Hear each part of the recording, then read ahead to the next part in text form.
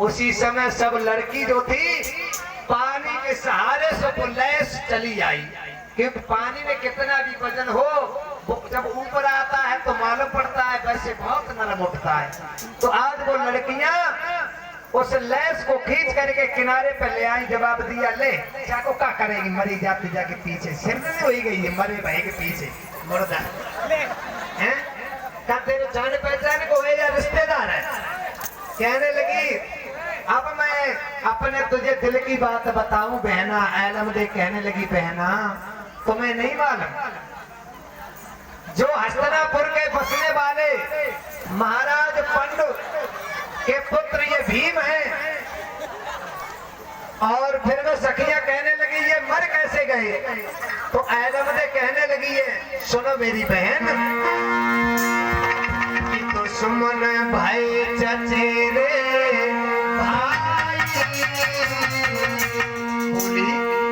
दुश्मन भय चचेरे भाई और जाके संग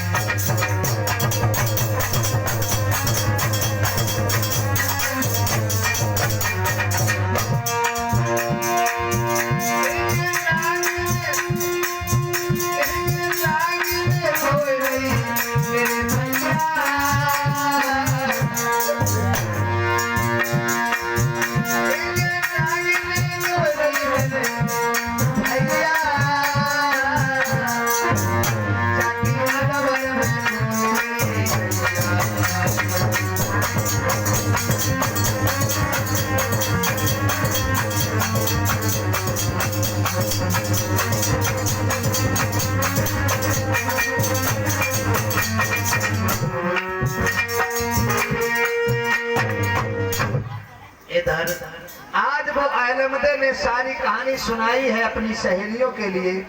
एक बोली जाए के ऊपर मरी जाती, दूसरी बोली जे तो मुर्दा है, तीसरी कहने लगी मेरे पति की लैस को पहन उठवा दीजिए और किसी तरह से हमारे घर में महलों में पहुंचा दीजिए। संग की कान लगी सहेलियां और बहना, ये पानी के सहारे से गंगा मैया में तो निकाल लो, और जित पता ना 60 मन बजनो है समय हम घर पे कैसे ले जाएंगे? हैं? एक लड़की बोली पागल है क्या? अरे पानी में ताकत कम लगी इसे ले आए, अब घर पे कैसे पहुंचे? तो फिर रूठ गई है, मुझे कहने लगी बहना मैं तो मर जाऊंगी, मैं बिल्कुल नहीं जाऊंगी बहना, थोड़ी थोड़ी से ताकत लगा दो, मेरी घर तक लैस पहुंचवा दो। आयला मुझे रोने लगी, बोली अरे बालापन की पहले तूने जाए तो धागे में छुड़ाए,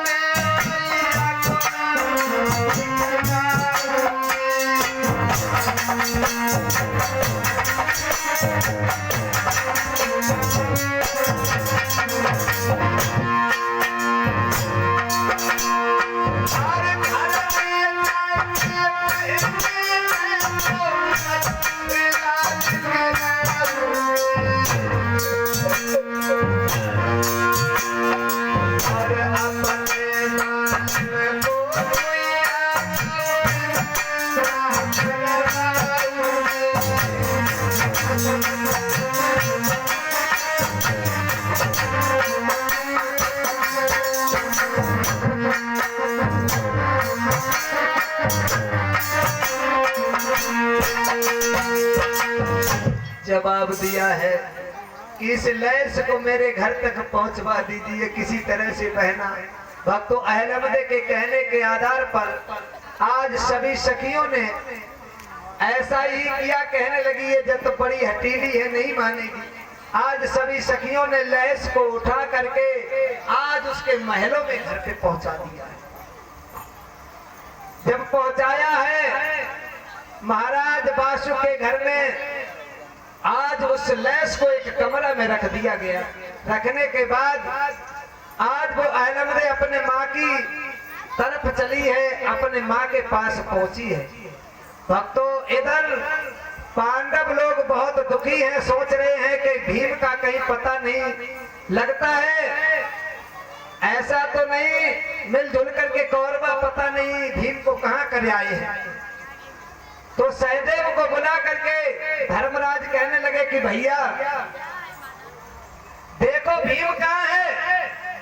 उसी समय धर्मराज ने जब शगुन डाला है और शगुन डाल के देखा तो कहने लगे भैया भीम आज इस दुनिया में नहीं रहा। अब सभी दुर्योधन को गालियां देने लगे हैं, पांडव बिलखने लगे। ऐसा ही नहीं, नगर में अति कोहरा है, मेरी चंद पर लगाएंगे, बाई समय के बीच में नारद गाए आएंगे। जब नारद जी को दूर से आते हुए देखा है तो नारद ने धर्मराज को जिस वक्त उदास देखा है तो उसी समय नारद मुन ने कही सुनो तुम शर्म सुजन ज्ञान।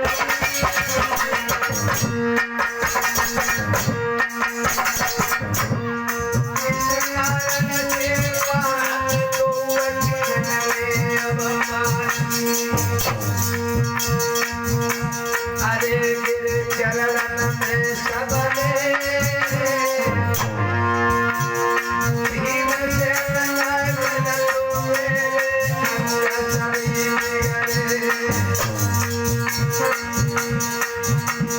अरे गिरा जब नारद ने उच्चारी गौरव लेके चेर पाए लो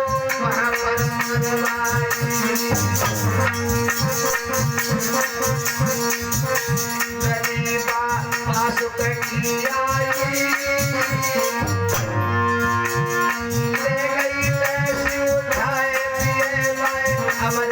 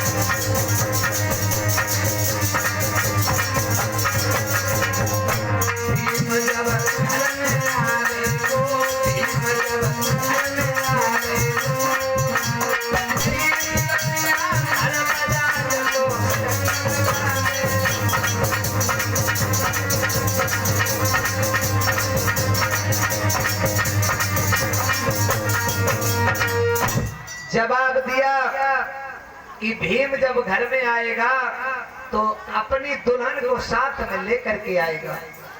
कौरवों ने छल किया है और जहर देके भीम को जान से मार दिया है और भीम की लैस पातालपुरी में महाराज बासुक के यहाँ पहुंच गई। आज नारद जी ने ये बात सुनाई है तो सबको तसल्ली दिल में बंधी है। महात्मा नारद आज वहां से चले जाते हैं और इधर वो ऐलमदे जो कमरा में भीम की लैस रखी है उस कमरा में रखने के बाद अपने माँ के पास पहुंची है ऐलमदे और कहने लगी मैया। हाँ जवाब दिया क्या है बात बेटी इधर आओ। कहने लगी भोजन कर लो। बोली माँ मैं भोजन नहीं करूंगी। क्यों? और बोली माँ अरे मैया सुन वचन हमारो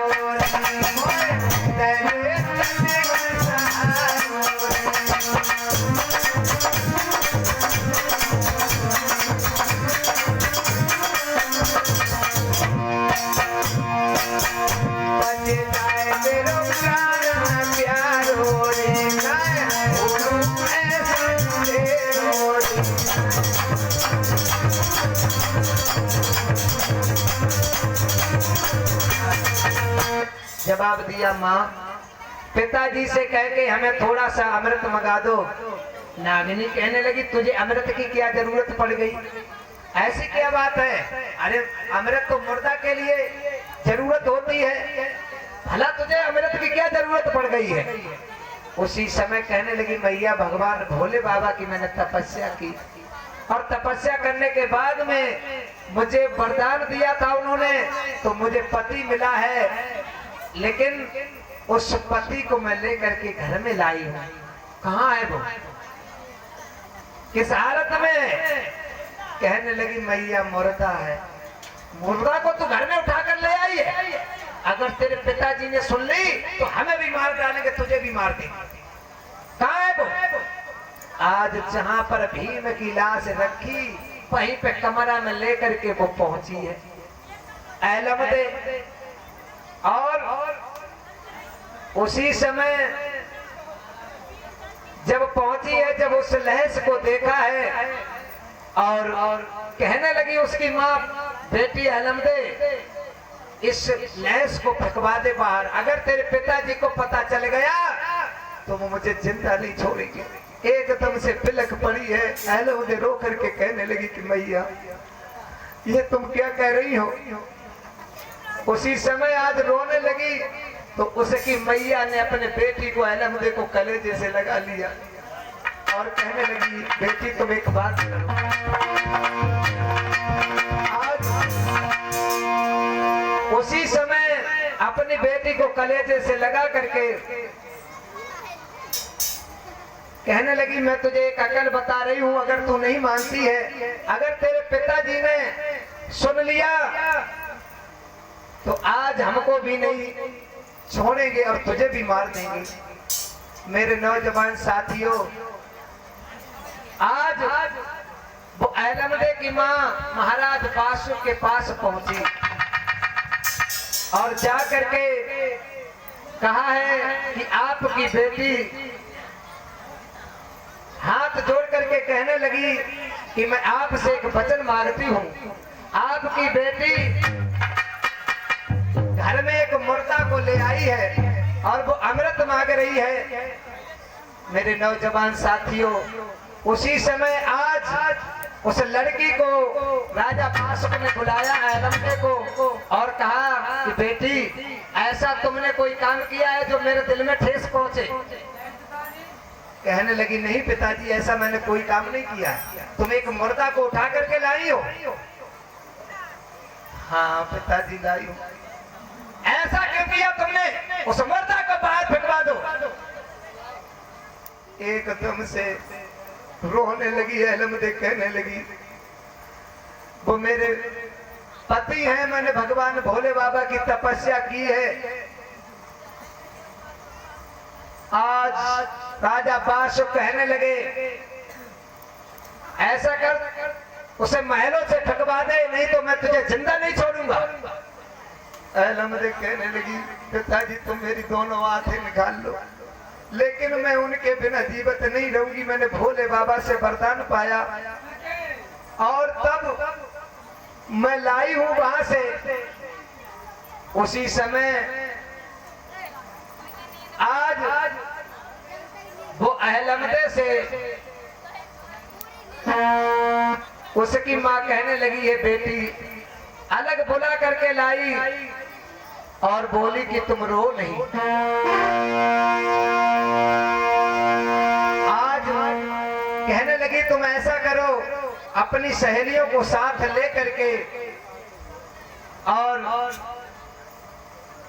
जहां पर अमृत है, अमृत कुंड है, वहीं पर तुम जा करके खेल खेलना और किसी तरह से धोखे से गेंद को डाल देना और वही तुम रो करके उस गेंद को ले लेना और वो ला करके इस भीम के मुंह में निचोड़ देना, जीवित हो जाएगा।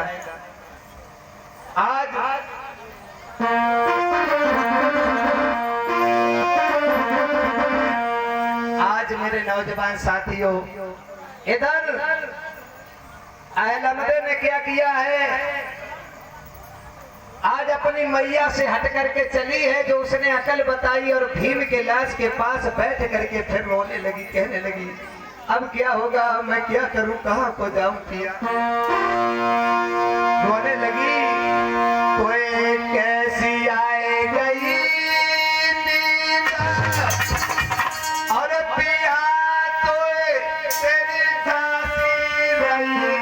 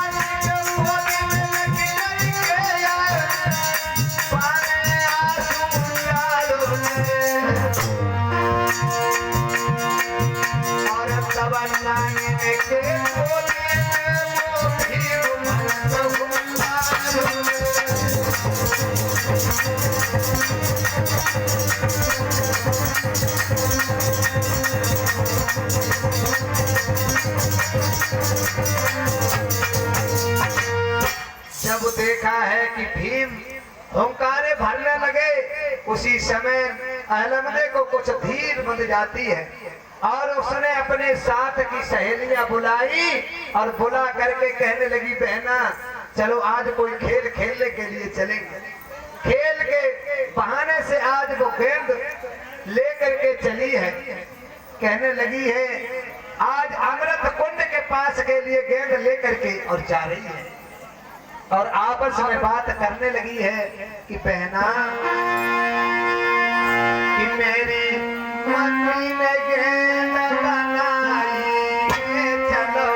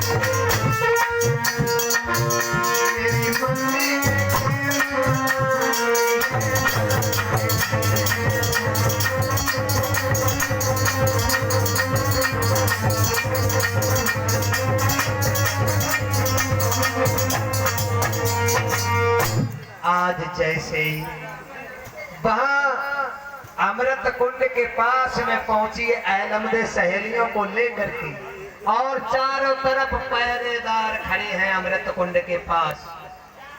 जब